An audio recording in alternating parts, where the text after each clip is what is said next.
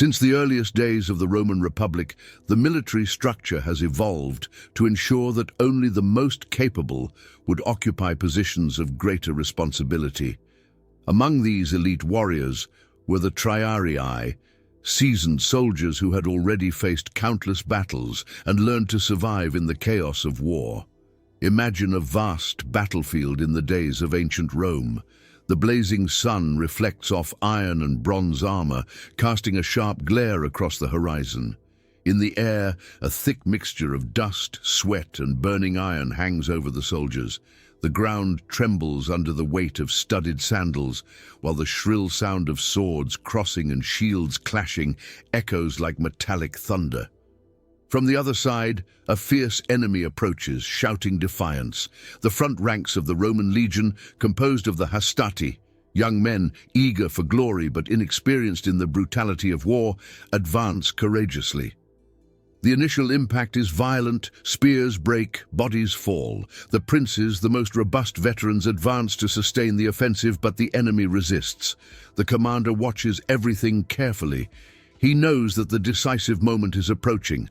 If the legion wavers now, defeat will be imminent. Then, with a firm gesture, he gives the order that can change the course of the battle. The Triarii advance. There is no hurry, no hesitation. Their shields rise like a living wall. Their spears point towards the enemy. The marked rhythm of their steps creates an almost hypnotic cadence. They have seen death many times, endured exhausting campaigns, and know war as it really is. Not a spectacle of glory, but a hard and relentless struggle. When they go into action, every blow is calculated, every movement is precise. Often, it is they who determine the fate of the battle. The Triarii were not just soldiers. They represented the legion's last line of defense, the barrier between victory and collapse. But to understand its importance, we need to go back in time to a Rome that was still struggling to establish itself as a military power. In the beginning, the Roman army was not the disciplined machine that it would become in the future. It was a group of citizens called upon to defend the city when necessary, with equipment determined by the social position and wealth of each one. It was in this scenario that the Triarii emerged, representing the most experienced warriors, those who had survived several campaigns and become masters in the art of war. Over time, the need for a more organized army led to crucial reforms, one of the most important being that of Marcus Furius Camillus. He structured the legions into 3 lines: hastati, the youngest and most inexperienced; principes, veterans still at full physical strength; and finally, the Triarii, the elite reserved for the most critical moments. The role of the Triarii went beyond their position in the military formation. They were the strategic reserve of the legion, remaining immobile until their intervention was absolutely necessary.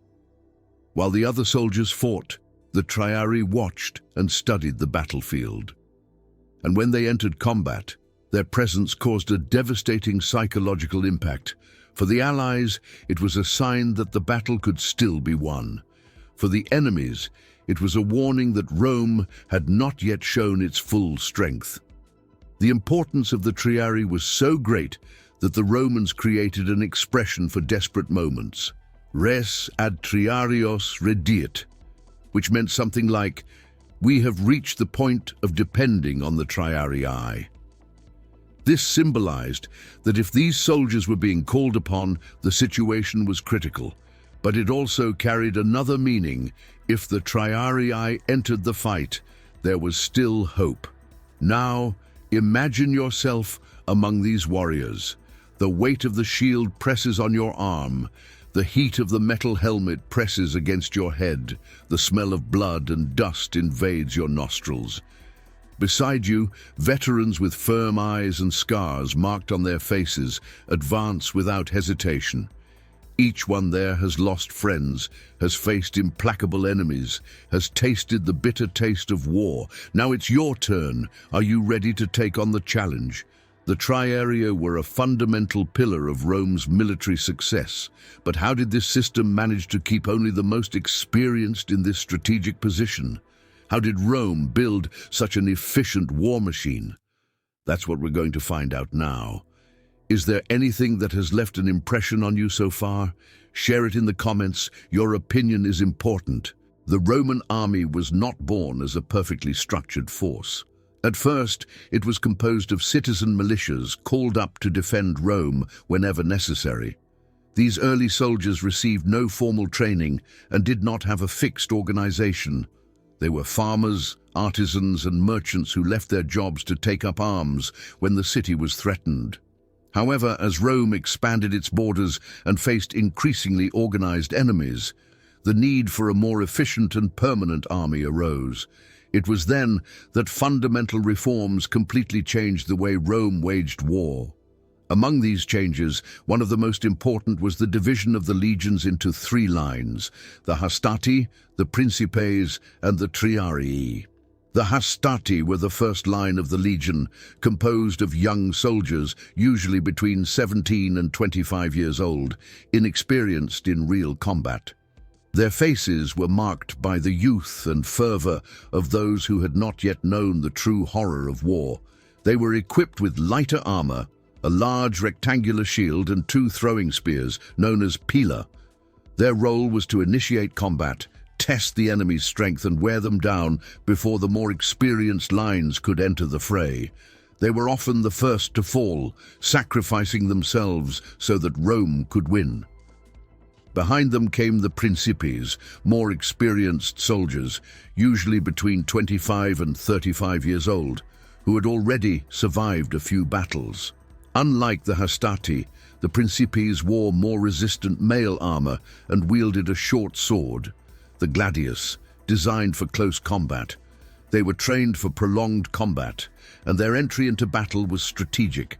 When the Hastati were unable to break through the enemy lines, the Principes would take over to ensure that the advantage was maintained. The impact of their arrival often changed the course of the battle, for they were hardened warriors, confident in their own strength and skill. And then there were the Triarii, the last line of the legion, composed of the most experienced and well-trained veterans. These were men who had already fought countless campaigns and come out of them alive. Their role was decisive.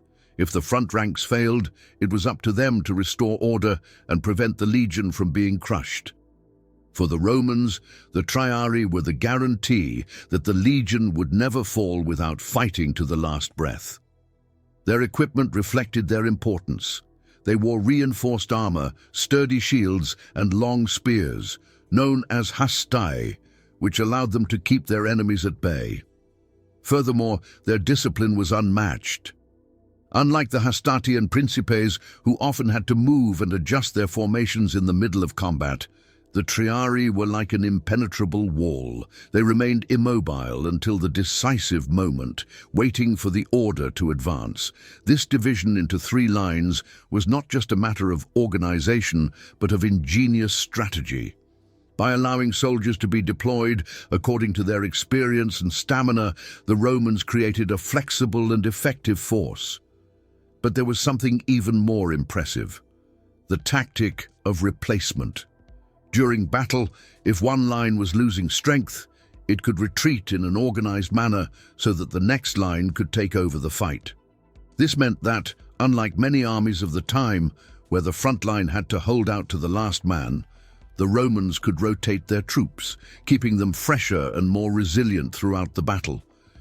Interestingly, this system was inspired in part by ancient Greek armies, but with one essential adaptation. While the Greeks relied almost exclusively on the phalanx, an extremely rigid and difficult to maneuver formation, the Romans created the manipular system. The maniples were smaller, more agile units, capable of moving and regrouping quickly, making the Roman army much more flexible than its adversaries. If a section of the battle line began to give way, the Romans could redeploy troops and reinforce weak points, something that enemy armies were rarely able to do with the same efficiency. The Triarii were the pinnacle of this structure, the legion's anchor. Their presence in the rear served not only as a reserve fighting force, but also as a determining psychological factor. For soldiers on the front lines, knowing that the Triarii were there gave them the confidence to fight without hesitation. For their enemies, seeing the Triarii enter battle was a clear sign that they were about to face Rome's elite. Warriors who were only called upon when the situation was critical. The Triarii were so important that the Romans coined an expression for desperate times, res ad triarios rediet, which meant something like, "We have reached the point where we have to depend on the Triarii." This phrase was not said lightly. If the Triarii went into action, it was because the battle had reached a critical point. However, their presence also brought hope, for if anyone could turn the tide, it was they. The Roman army would become even more sophisticated over time, undergoing reforms that would eliminate this tripartite division and create a professionalized army. However, the structure that included the Triarii was the basis for Rome's military success for centuries. More than soldiers, they were the embodiment of experience, discipline, and resilience. And on the battlefield, when all seemed lost, they were the ones who stood as the last wall of Rome, ready to fight to the end. War has always been shaped as much by the men who wage it as by the weapons they wield. In the case of the Triarii, their imposing nature came not only from their vast experience in battle, but also from the equipment they carried, symbols of their status as the elite of the Roman legion. Every detail of their armor, every inch of their frame, was designed to transform them into an impenetrable human wall. The weaponry of the Triarii set them apart from the other soldiers of the legion.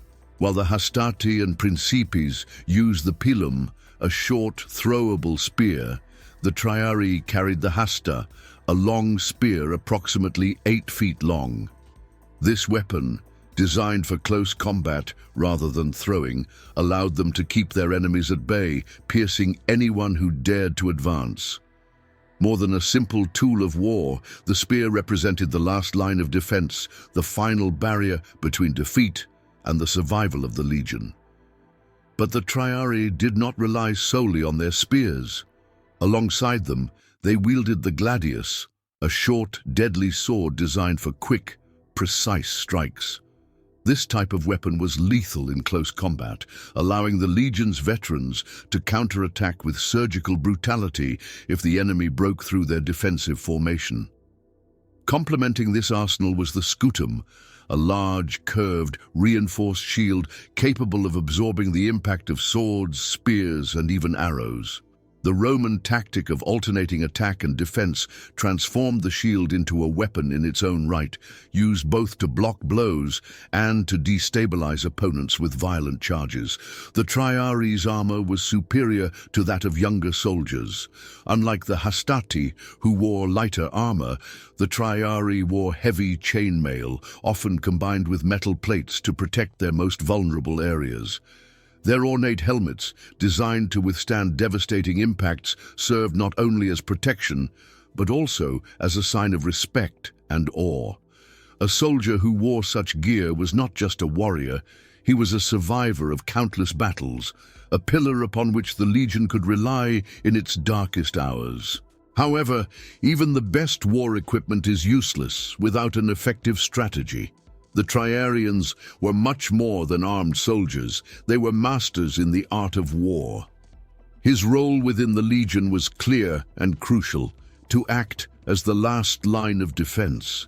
When the Hastati and the Principes failed, when the battle was about to collapse, it was the Triarii who stepped in to restore order and prevent a total collapse.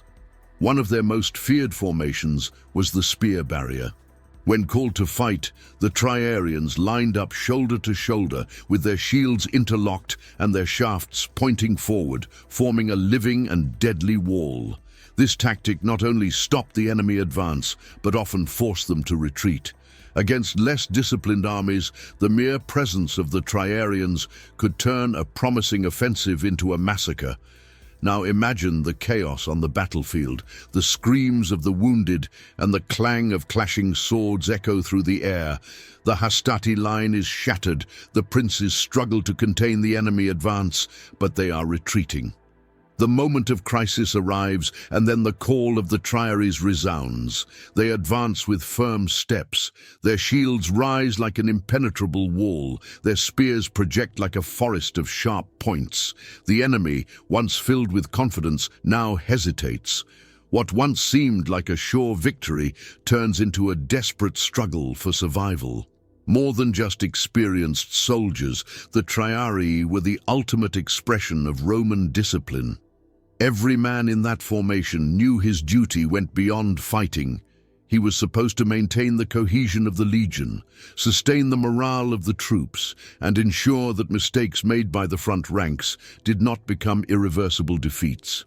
This position required not only strength, but also a sharp mind, capable of reacting quickly to critical situations. It is important to emphasize that despite their fundamental role, the Triaries were not invincible. There were times when even that elite of the Roman legion was forced to retreat or perish in the face of enemies superior in numbers or strategy. Yet his legend endures in military history as an example of how the combination of training, equipment, and tactics could create a nearly unbeatable force. The Triarians were the backbone of the Roman legions for centuries, and their legacy remains a testament to Rome's ability to adapt and evolve militarily. Their name may not resonate as much as those of their generals or emperors, but without them, many of Rome's victories would never have been possible. Imagine yourself on the battlefield during the Punic Wars. The blazing sun illuminates the arid landscape, while the smell of sweat, leather, and iron dominates the air. The wind kicks up clouds of dust over the uneven terrain, making every step a challenge. The echo of war drums and the clank of armor resound throughout the valley, where thousands of soldiers prepare for one of the most brutal confrontations in history. The Roman general, mounted on his horse, raises his hand, and the deafening sound of trumpets cuts through the tense silence. With a synchronized movement, the legions advance, their leather sandals slapping against the dry ground. The front line crashes into the Carthaginians with a metallic crash, and chaos ensues. The clang of swords meeting shields, the shouts of order, the roars of pain, and the dry sound of spears piercing flesh form a macabre symphony of destruction. The combat is fierce, a deadly dance where hesitation means death. But as time progresses, enemy pressure increases. Hannibal, with his strategic genius, finds gaps in the Roman formation, and the first line begins to falter. This is where the Triaries come into play. The veterans, scarred with tales of countless battles, march with deadly precision, their spears gleaming in the sun. Every step is calculated, every movement is executed with mastery. They are not just soldiers, but the last hope to stabilize the battle. Like an impenetrable wall, they advance, repelling the enemy and transforming chaos into order. The impact is devastating. The Carthaginian ranks falter for a moment, long enough for the Romans to regain control. The Triaries' participation in the most iconic battles of the Roman Republic cemented their legacy as ruthless warriors. During the Punic Wars, Rome faced one of the greatest military strategists in history, Hannibal Barca. This Carthaginian commander employed innovative tactics that caught even the most experienced generals by surprise. The Battle of Cannae, 216 BC, was one of the worst disasters in Roman history, a brutal demonstration of how superior strategy could annihilate entire legions. The Roman army was surrounded and massacred, with only a handful of soldiers able to escape. However, it was after this defeat that the Triarii became even more valuable. In later campaigns, Rome learned from their mistakes and began to use these veterans in an even more calculated way. They went from being just the last line of defense to a tactical asset. Their experience and discipline became a secret weapon against the Republic's enemies.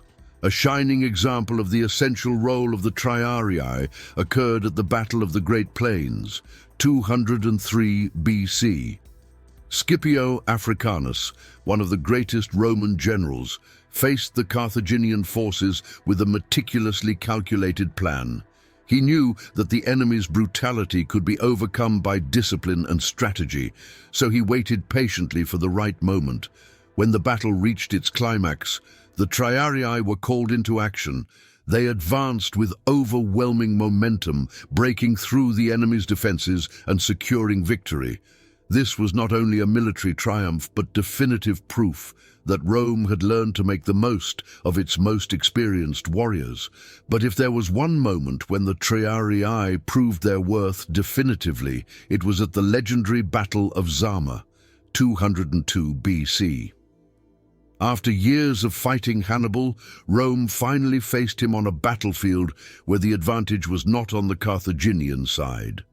Scipio, with his strategic mind, prepared himself for every tactic that Hannibal could employ. The clash of forces was brutal. War elephants charged against the Roman lines, spears pierced shields, and the incessant clang of swords created a symphony of death. But when the Triarii entered the fray, everything changed. With impeccable posture and steady spears, they repelled the Carthaginian advance and dismantled Hannibal's last great assault. This moment marked the end of Carthaginian hegemony and consolidated Rome as the great power of the Mediterranean. Interestingly, the Triarii were not only formidable warriors, but also strategists within the legion itself. Their experience was so valuable that commanders often consulted these veterans before making critical decisions. They knew the enemy's weaknesses, knew how to position themselves advantageously, and understood the importance of discipline above all else. This factor meant that for several decades, the Triarii were the essential pillar of the Roman army. Now, imagine yourself there, in the heat of battle, alongside these legendary veterans. The smell of blood and iron permeates the air. Your every move must be precise. Each decision can mean the difference between life and death. How would you react to the sight of a fierce enemy coming towards you? How would you feel about fighting shoulder to shoulder with those who carry the weight of the legion on their shoulders? The Triarii were essential to the Roman success in countless battles, but even they were not immune to military changes. As the centuries passed, Rome realized that its structure needed to adapt. But what happened to these legendary warriors? Why did they disappear from the legions? That is what we will understand next. The wind blows strongly over the battlefield, stirring up the blood-stained dust and the metallic smell of war.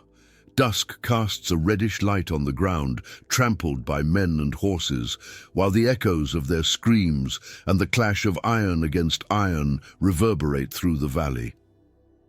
The last rays of the sun gild the raised spears of the Triarians, who stand in an unbreakable line, like a bastion against chaos.